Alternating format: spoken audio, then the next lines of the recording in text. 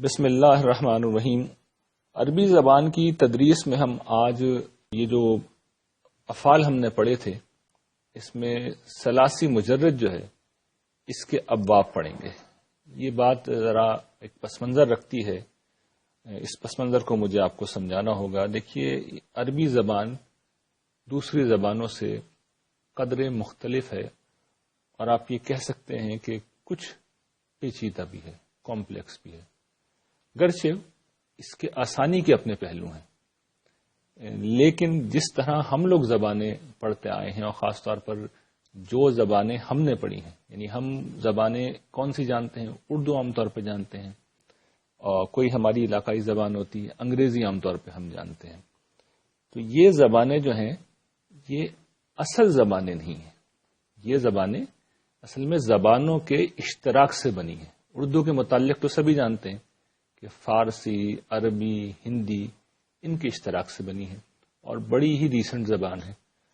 انگریزی زبان کا بھی یہی حال ہے، یہ بھی کوئی اوریجنل زبان نہیں ہے، اصل زبان نہیں ہے۔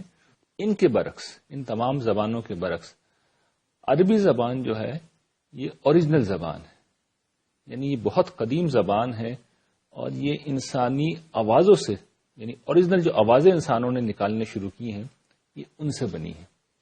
تو اس میں ہوتا یہ ہے کہ کوئی مادہ ہوتا ہے، کوئی لفظ ہوتا ہے، اصل روٹ جو انسانوں نے پہلی دفعہ بولنا شروع کیا، اور پھر وہ روٹ ورڈ، اصل مادہ، وہ کمپلیکس ہوتا چلا جاتا ہے، اور پھر اس سے بہت سارے الفاظ وجود میں آتے ہیں۔ جو دیگر زبانیں ہوتی ہیں جو مختلف زبانوں کے اشتراک سے بنتی ہیں، ان میں مسئلہ کیا ہوتا ہے کہ ان میں دوسری زبانوں کے الفاظ بعین ہی آ رہے ہوتے ہیں، جیسے اردو ہے، جیسے انگریزی ہے۔ اردو میں ہم جانتے ہیں نا، اردو کا لفظ کہاں سے آیا؟ ترکی زبان کا لفظ ہے۔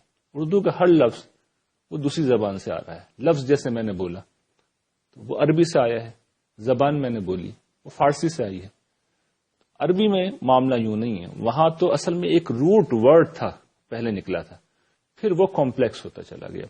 تو یہ میں نے آپ کو پہلے بھی کسی موقع پہ بتایا ہے کہ عربی زبان میں جتنے بھی افعال ہوتے ہیں، اسما کا بھی یہی معاملہ ہے، افعال جتنے بھی ہیں اس میں ایک روٹ ہوتا ہے، پھر اس روٹ سے وہ کمپلیکس ہوتا چلا جاتا ہے۔ اور میں نے بتایا تھا کہ روٹ ورڈ کی پہچان کیا ہوتی ہے کہ جو ماضی کا واحد مذکر غائب ہوتا ہے، اس میں جو حروف ہوتے ہیں انہیں حروف اصلیہ کہتے ہیں۔ جیسے یہاں پہ آپ کے سامنے جو مثال ہے دربا، تو یہ اصل میں کیا ہے؟ یہ اصل حروف پہ مشتمل ہے، اس میں کوئی اضافہ نہیں ہوا۔ اب اس کے بعد یہ کمپلیکس ہوتا چلے جائے گا۔ اس کے کمپلیکس ہونے کی مثال یہ ہے کہ دربا سے مزارے بنے گا تو وہ یدربو ہو جائے گا، تو اس میں آپ نے دیکھا یہ ایڈ ہو گیا، اور کچھ اعراب کی بھی معمولی سی تبدیلی ہوئی ہے۔ تو یہ جو کانسیپٹ ہے کہ یہ ایڈ ہوا ہے، یہ تو ہم پڑھ چکے ہیں، یعنی ہم نے پڑھا ہے کہ یہ جو ہے وہ مضارع کی علامت ہے۔ اسی طرح ہم نے پڑھا ہے کہ تے شروع میں آ جائے یہ بھی مضارع کی علامت ہے، نون آ جائے یہ بھی مضارع کی علامت ہے، الف آ جائے یہ بھی مضارع کی علامت ہے۔ نون کا مطلب ہوتا ہے کہ ہم سب، الف کا مطلب ہوتا ہے میں تنہا، یہ کا مطلب ہے وہ، اور تے کا مطلب ہوتا ہے کہ تم، یعنی یہ فرق اس کے اندر پیدا ہوتا ہے۔ اور اس سے مطلب یہ ہوتا ہے دربا اس نے مارا، یدربو وہ مارتا ہے، اور تدریبو ہم بولیں گے تو اس کا مطلب ہوگا تم مارتے ہو۔ تو یہ فرق ہم نے ابھی تک سمجھا تھا۔ اب میں آپ کو ایک دوسرا فرق سمجھانے جا رہا ہوں جو عربی زبان کے افعال میں اور دیگر زبانوں کے افعال میں ہوتا ہے۔ دیکھیے، دیگر زبانوں میں ہوتا یہ ہے کہ مثال کے طور پر انگریزی میں کسی بھی ورڈ کا جب ہم پریزنٹ سے پاسٹ بناتے ہیں یا پاسٹ سے پریزنٹ بناتے ہیں تو طریقہ بڑا سمپل ہوتا ہے۔ مثال کے طور پر ایک سادہ ترین اصول تو یہ ہے کہ ای ڈی آخر میں لگا دیتے ہیں۔ کال ایک لفظ ہے CALL، تو اس کے آخر میں آپ نے پاسٹ ٹینس بنانے کے لیے ای ڈی لگا دیا، ٹھیک ہے؟ تو یہ ایک سادہ طریقہ، اور اس سے بکثرت افعال انگریزی زبان میں وجود میں آتے ہیں ای ڈی لگا دینے سے۔ بچوں کو ہم اسی طرح سکھاتے ہیں۔ ایک دوسرا طریقہ بھی انگریزی زبان میں، اور وہ یہ ہے کہ لفظ ہی بدل جاتا ہے، گو، وینٹ، گون، ٹھیک ہے نا؟ گو کے بعد جب آپ پاسٹ بنائیں گے تو آپ اس کے اندر ای ڈی نہیں لگائیں گے، بلکہ گو، وینٹ، گون ہو جائے گا۔ الفاظی بدل گئے. اچھا، عربی زبان میں یہ کانسیپٹ نہیں ہے. عربی زبان میں ہم نے سمجھ لیا کہ پاسٹ اور پریزنٹ کا کانسیپٹ ہم نے سمجھ لیا، لیکن عربی زبان میں ایک اور مسئلہ بھی ہے. وہ یہ کہ عربی زبان میں نہ صرف یہ کہ حروف بدل رہے ہیں، انہی حروف کے اوپر اعراب بھی لگے ہوئے ہوتے ہیں اور اعراب بھی بدل رہے ہوتے ہیں. تو ایک لفظ ہے، اگر آپ اپنے سامنے دیکھیے دربا، تو اس کا مضارع ہے یدربو. ٹھیک، اس نے مارا، وہ مارتا ہے. اب ایک نیچے جو لفظ لکھا ہوا ہے نصرہ، اس کا مطلب ہے اس نے مدد کی. تو اس کا جو مضارع ہوگا وہ ینصرو نہیں ہوگا، ینصرو نہیں ہوگا. اوپر والا یدربو تھا، یہ ینصرو نہیں پڑے گا، کوئی عربی دان نہیں پڑے گا، سب ینصرو پڑھیں گے.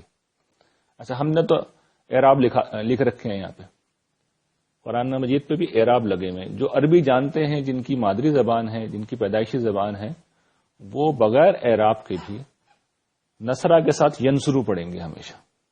ٹھیک ہے نا؟ لیکن مجھے آپ کو جو سیکھ رہے ہیں عربی زبان، ان کو یہ سمجھنا پڑے گا. اسی طریقے سے سمیہ ہے ایک، اس نے سنا، تو اس میں اب آپ دیکھیے کہ نصرہ اور دربہ کے برعکس، جس میں سیکنڈ والے حرف کے اوپر، یعنی اسے ہم کہیں گے سیکنڈ والا حرف، اس کو بلکہ ایک اور آسان کانسیپٹ سے سمجھیے کہ عربی زبان میں یہ جو ماضی کے جتنے بھی صیغے آپ نے دیکھ لیا کہ 3 حروف پہ مشتمل ہیں، دعاد رے بے دربہ، نون صاد رے نصرہ. تو اس کو ہم اس طرح سمجھتے ہیں فے عین لام. پہلے حرف کو ہم فے کلمہ کہتے ہیں، دوسرے کو عین اور تیسرے کو لام. ٹھیک ہے، تو ہم یہ اس کو اس طرح بیان کریں گے کہ درابا میں جو عین کلمہ ہے اس کے اوپر زبر آ رہا. ٹھیک ہے، بیچ میں زبر آ رہا. اسی طریقے سے آپ دیکھیے کہ نصرہ کے بیچ میں زبر آ رہا ہے، سمیہ کے بیچ میں زیر آ گیا، سمیہ کے بیچ میں عین کے نیچے زیر ہے. تو اب یہ تبدیلی آ گئی.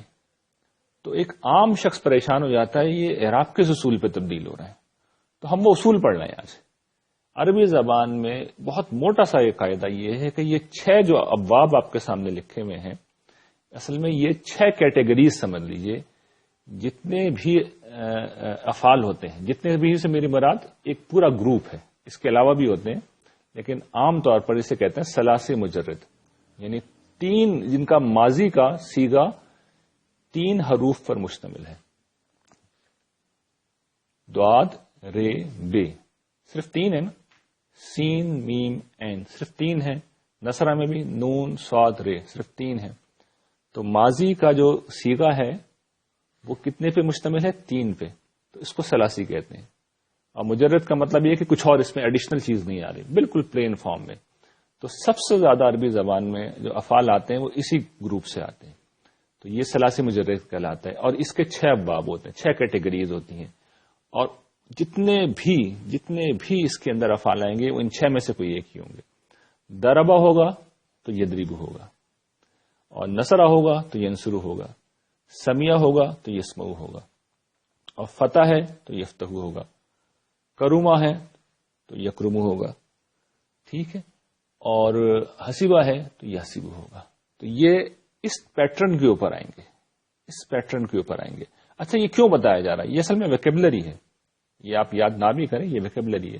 اس کا فائدہ یہ ہوتا ہے کہ عربی زبان میں نے عرض کیا نا کہ کسی روٹ ورڈ سے ہی باقی الفاظ پھوٹ رہے ہوتے ہیں.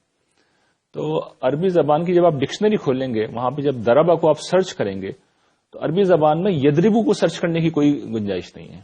یعنی عربی ڈکشنریز اب گرچہ ایسی ڈکشنریز آنے لگی ہیں جن کے اندر بیان کیا جاتا ہے، ورنہ عام طور پہ عربی زبان میں جب آپ ڈکشنری پہ سرچ کرنے جائیں گے تو وہاں پر روٹ ورڈ ہی لکھا ہوا ہوتا ہے. تو اگر آپ کو یدربو کو سرچ کرنا ہے تو آپ کو دربہ کو سرچ کرنا ہوگا، آپ کو یہ پتا ہونا چاہیے. تو جب آپ دربہ کو سرچ کریں گے تو اس کے آگے جو ہے دعاد لکھا ہوا ہوگا چھوٹا سا. اس کا مطلب یہ ہوگا کہ اس کیٹیگری کے جتنے بھی الفاظ ہیں، ٹھیک ہے نا، وہ اسی طریقے سے آ رہے ہیں. یعنی اس میں اصول کیا ہے؟ مثال کے طور پر ہم نے ایک لفظ پڑھا تھا کتبہ یکتبو. کتبہ یکتبو، اب ان میں سے کس کیٹیگری میں آپ دیکھیے کتبہ یکتبو نصرہ ینصرو کے اندر ہے. ٹھیک ہے نا، کتبہ یکتبو نصر ینصرو کی کیٹیگری سے. تو آپ جب ڈکشنری کھولیں گے تو کتبہ کو آپ سرچ کریں گے تو اس کے آگے لکھا ہوا ہوگا نون، چھوٹا سا نون لکھا ہوا ہوگا. اس کا مطلب یہ ہے کہ اس کا جو مضارع ہے وہ یکتبو ہی پڑھا جائے گا. اس لیے آپ کو پتا ہوگا کہ نصرہ کا یعنی نون والے کا جو کیٹیگری ہوتی ہے وہ تو مضارع ہمیشہ جو اس کا پڑھنے کا طریقہ یہ ہوتا ہے کہ نصر ینصرو کے اصول پہ پڑھا جائے گا. تو کتبہ لکھا ہوا ہوگا تو آپ کو پتہ چل جائے گا یکتبو ہی پڑھیں گے ہر حال میں. تو یہ ایک عربی زبان کے اندر یہ چیز جاننا ضروری ہوتا ہے. گرچہ جیسے کہ بار بار توجہ دلاتا رہا ہوں کہ اس طرح کی چیزیں آپ بہت اچھی طرح گراسپ نہ بھی کریں، قاعدے کو نہ بھی سمجھیں، اسے یاد نہ بھی رکھ سکیں تو بھی کوئی بہت بڑا مسئلہ نہیں ہے. اس لیے کہ عربی زبان آپ کو لکھنی نہیں ہے، بولنی نہیں ہے، لیکن یہ ہے کہ اس طرح آپ کا تعارف ہو رہا ہے. تو یہ 6 ابواب ہیں. دربا یضربو، دربا کہتے ہیں مارنے کو. تو اس کا مضارع کیا ہوگا؟ دربا یضربو، یعنی اس میں اعراب کی تبدیلی اس طریقے سے آئے گی جیسے آپ کے سامنے لکھی ہوئی ہے. اچھا، نصر ینصرو یہ دوسری کیٹیگری ہے. نصر کا مطلب ہوتا ہے مدد کرنا. تو اس نے مدد کی، وہ مدد کرتا ہے. تو اس میں آپ دیکھیں گے کہ اب فرق آ گیا. نصر ینصرو کی طرح اعراب اس کے بولے جائیں گے. سمیع یسمعو، اس میں ایک دفعہ پھر تبدیلی ہے. اب اس میں جو عین کلمہ ہے اس کے نیچے زیر آ رہا ہے، اور یسمعو میں جو عین کلمہ ہے اس کے اوپر زبر آ رہا ہے. اچھا، فتح یفتح میں عین کلمے کے اوپر دونوں جگہ پہ زبر آ رہا ہے. ٹھیک ہے نا. اسی طریقے سے کرما یکرمو، تو اس میں آپ دیکھیے کہ اب فرق آ گیا. اس میں عین کلمے کے اوپر پیش آ رہا ہے. اسی طریقے سے حسبہ یحسبو، اب یہ سمیع جیسا ہی ہے اس کا ماضی، لیکن اس کا جو مضارع ہے وہ دربہ جیسا ہے. تو ایک یہ نیا کمبینیشن وجود میں آ گیا. تو یہ گویا کہ 6 کمبینیشن ہیں جو عربی زبان کے اندر موجود ہوتے ہیں. اس نے گمان کیا، وہ بزرگ ہوا، اس نے کھولا، اس نے سنا، اس نے مدد کی، اس نے مارا. ان کے لفظی مطلب یہ ہے. تو یہ گویا کہ ایک نوعیت کا انٹروڈکشن ہے اور تعارف کی چیز ہے. صرف آپ کو بتانا مقصود تھا کہ جو لوگ باقاعدہ عربی زبان کبھی سیکھنے کا ارادہ کریں تو ان کو یہ چیز معلوم ہو. آپ کو بھی اس سے کم یہ کانسیپٹ واضح رہے گا کہ یہ قرآن مجید میں جو اعراب لگائے جاتے ہیں یہ کیوں ضروری ہوتے ہیں. یہ لگانا اس لیے ضروری ہوتا ہے کہ ایک اجمی شخص جو ہے وہ فرق نہیں کرے گا، اور وہ نصرہ کو بھی، نصرہ کا اگر باب اسے مضارع پڑھنا ہوگا تو وہ ینصرو کو ینصرو پڑھ دے گا. تو اسے اسی طریقے سے پڑھنا چاہیے. تو یہ بتانے کا مقصود اتنا تھا، اور انشاءاللہ اس سلسلے کو ہم جاری رکھیں گے.